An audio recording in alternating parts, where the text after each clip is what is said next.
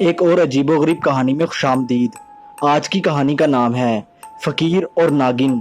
آج کی کہانی ایک فقیر نامی آدمی کی ہے جو کہ پیشے کے لحاظ سے ایک سپیرا تھا۔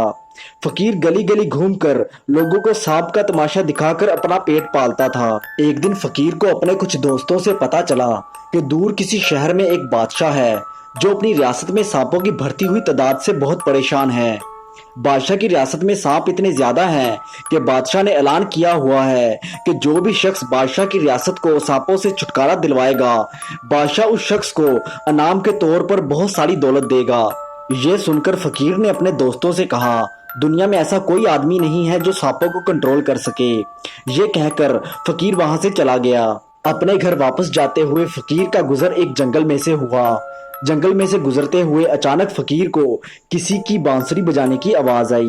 ادھر ادھر دیکھنے پر فقیر کی نظر ایک بزرگ آدمی پر پڑی جو اپنی بانسری کی دھن پر سانپوں کو نچا رہا تھا۔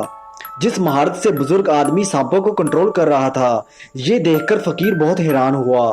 بزرگ آدمی سے متاثر ہو کر فقیر بزرگ آدمی کے پاس گیا اور اس سے پوچھا، بابا جی آپ ان سانپوں کو کیسے اپنی انگلیوں کے اشاروں پر نچا پا رہے ہیں؟ فقیر کو جواب دیتے ہوئے بزرگ آدمی نے کہا، بیٹا میں کچھ نہیں کر رہا، یہ سارا کمال تو میری جادوئی بانسری کا ہے۔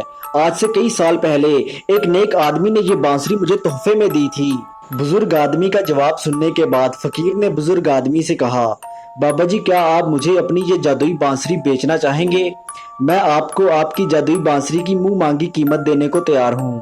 اس پر بزرگ نے فقیر سے کہا، بیٹا میری یہ بانسری کوئی بکاؤ مال نہیں ہے، اور ویسے بھی میری یہ بانسری تم جیسے لالچی آدمی کے لیے کسی مصیبت کی وجہ بن سکتی ہے۔ بزرگ آدمی سے انکار ہونے کے بعد فقیر نے بزرگ آدمی کے اوپر حملہ کر دیا اور بزرگ آدمی سے اس کی بانسری زبردستی چھین کر وہاں سے رفو چکر ہو گیا۔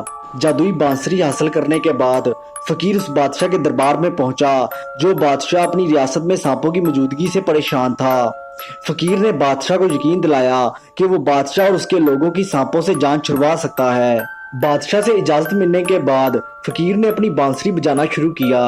فقیر اپنی بانسری بجاتے ہوئے جہاں سے بھی گزرتا وہاں پر موجود سارے سانپ دیوانوں کی طرح فقیر کا پیچھا کرنا شروع کر دیتے۔ بہت جلد بادشاہ کی ریاست کے سارے سانپ فقیر کی جادوئی بانسری کے قبضے میں تھے۔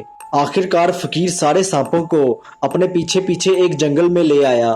فقیر کا خیال تھا کہ جیسے ہی وہ بانسری بجانا بند کرے گا، سارے سانپ گھنے جنگل میں جا کر بس جائیں گے۔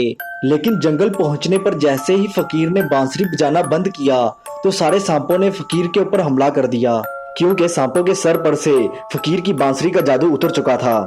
اس بات کا اندازہ ہوتے ہی فقیر نے اپنی جان بچانے کے لیے بانسری بجا کر دوبارہ سانپوں کو اپنے کنٹرول میں کر لیا۔ لیکن فقیر کو یہ بات پتہ چل چکی تھی کہ وہ بہت برا پھنس گیا ہے۔